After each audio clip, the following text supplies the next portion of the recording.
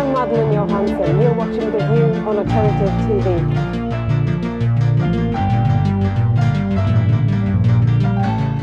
One in 100 people in Ireland have autism spectrum disorder, and as many as 13% suffer from some kind of disability. But many children with suspected ASD are not receiving the treatment that they need. According to the Disability Act of 2005, every child with suspected ASD must be assessed within 6 months, but some are waiting more than a year. Once assessed by the HSE, children are put on a waiting list to receive services such as speech and language therapy and occupational therapy. Some children are left waiting several years for these essential services. I spoke to some parents of children with ASD who are fighting for services. Could you just tell me a little bit about your own situation and how long you've been waiting for services? I've been waiting 15 months for my assessment to commence. Now it's supposed to happen soon, but I'll keep holding on for that thought.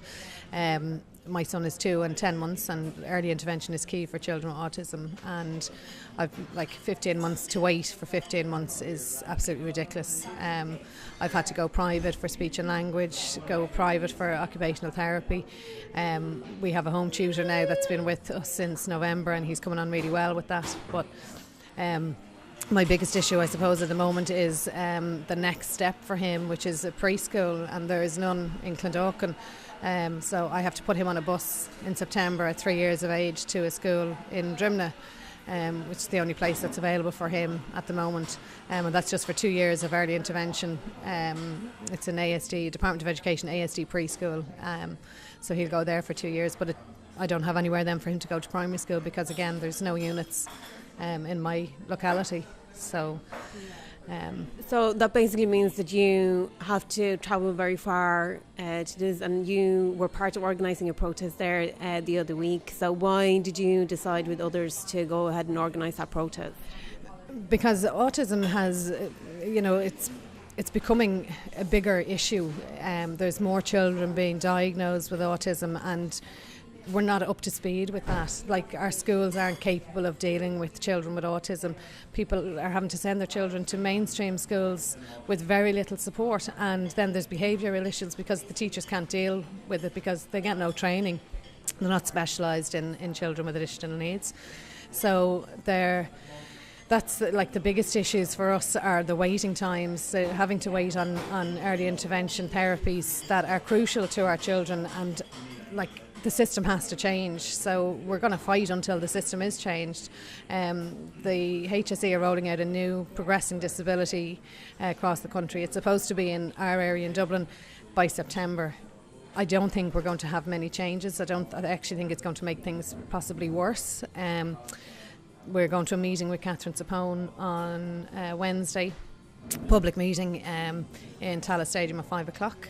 And they will have somebody there from the HSE to tell us what this whole progressing disability is about. But on speaking to some people that I know in the HSE, they've said that things are not going to change in any way dramatically. There's a lot of the primary care centres that they're talking about for therapies are not even built yet. And staffing, they need extra staff to deal with the demands.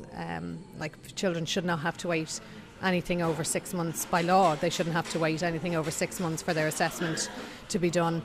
That's basically why we marched on the 3rd of April. So Sharon, could you tell me a little bit about your own personal situation and how long you've been waiting?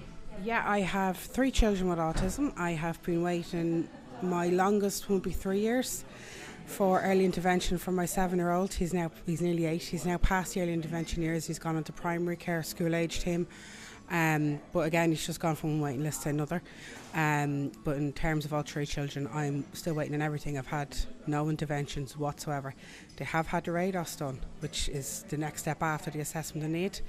The ADOS diagnoses the autism, but they haven't had any therapies or interventions or anything like that. So it hasn't really made much of a difference actually getting it done. There's still nothing available. And I know that other people have been forced to go private. Have you considered that route as well? I have considered that route, and I probably am going to have to do it so I don't lose the early intervention years with my youngest 2 children, but it's not something sustainable for me because I come in with having 3 children on the spectrum. You're talking €300-400 a week for therapies. I mean, I can't do that long. I mean, short term, but definitely not long term. It's far too much.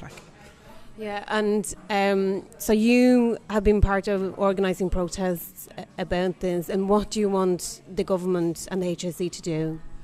Well, for all the families who are currently waiting on interventions and services, the HSE need to do something. They need to totally restructure this and change it so people aren't.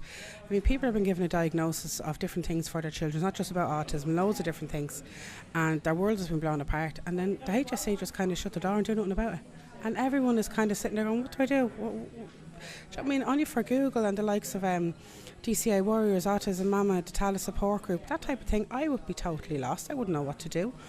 What I'd like to see overall would be that for the next family in my position or in anybody else's position is that they get a diagnosis of whatever it may be, that next thing the HSE can say, here's your services, here's what you do, here's where you go and here's who you see.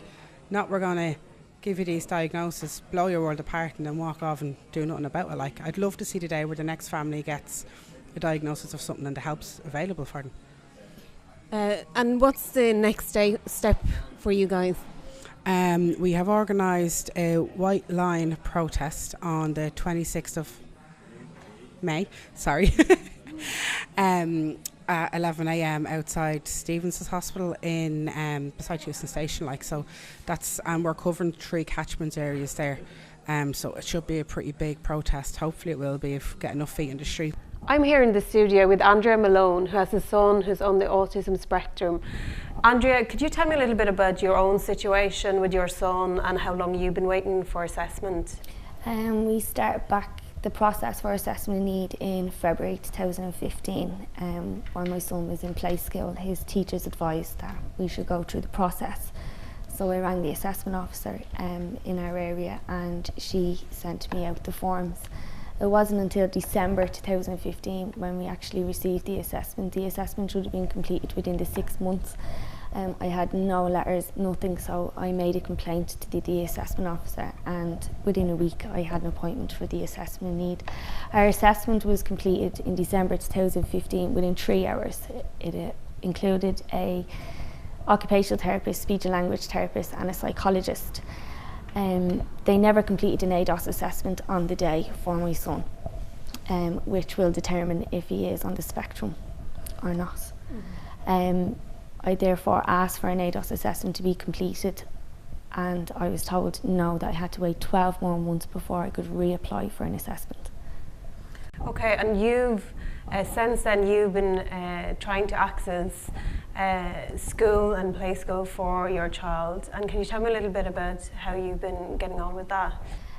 So in December 2015 I actually went private to a professor that diagnosed Reese with ASD.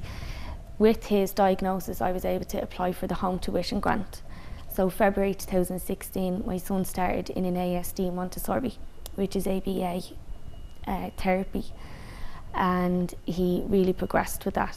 We had no intervention, we weren't accepted into early intervention as I didn't have a diagnosis from the HSE. So then I requested the home tuition grant to remain for a further year of school. But unfortunately the special needs education officer advised that my son was 5 and he needed to go to mainstream school as we couldn't access an ASD unit, again because we didn't have an ADOS assessment.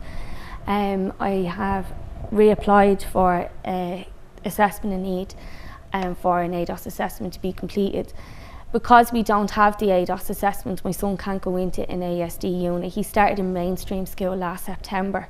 I had psychiatry reports from Crumlin Hospital, I had social work reports, I also had the principal come out to the Montessori to assess my son, and everybody was in agreement that my son was not ready to go into mainstream school.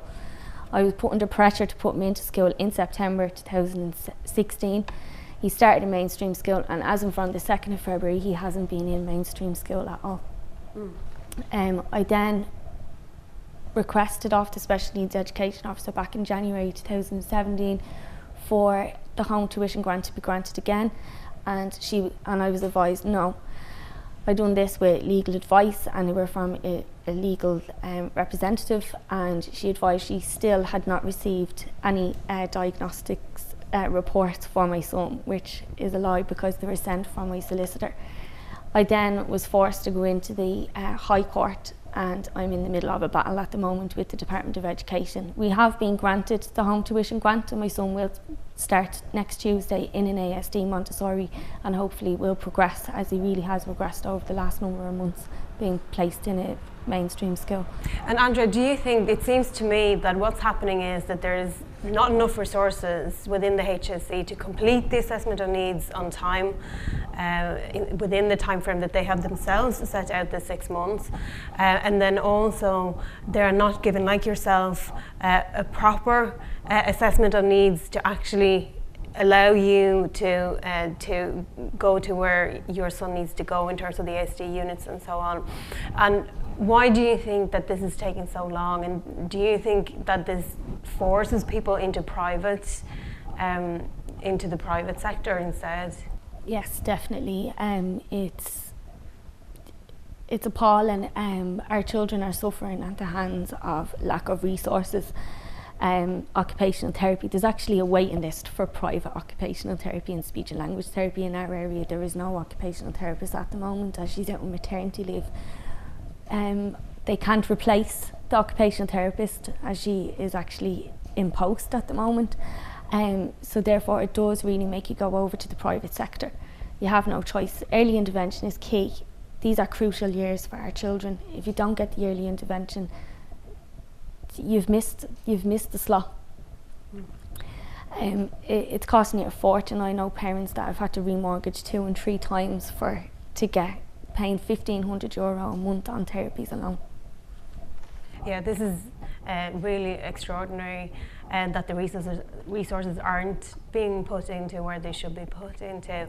And also there was an act called the Epson Act, which is the Education for Persons with Special Education Needs from 2004, but that act, which would have guaranteed children with special needs a place in school, but that was never implemented by the government, and the argument is that this is because it was before the crash happened, there was no money to do this. What would you say to that?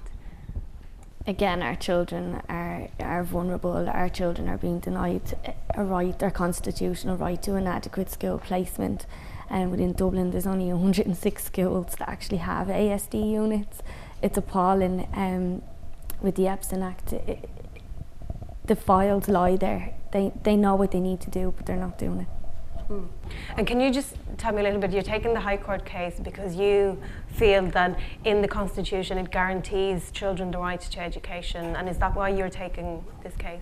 Yeah, well, the case is that my son is required an adequate school placement where mainstream school is not adequate for him. So therefore I had to take the case to the High Court in order to receive the home tuition grant, because letters were ignored, reports were ignored. I had no choice. My son is at home now. He's 5, like he should be in school like every other child, and it's discrimination against his disability. Yeah, and what do you feel that the government should do? What do you want the government to do about this? Implement more intervention. The process of assessment of need obviously isn't working. There's 37 assessment of needs applications being put in on a monthly basis, but yet they're still not seeing the bigger picture in our area.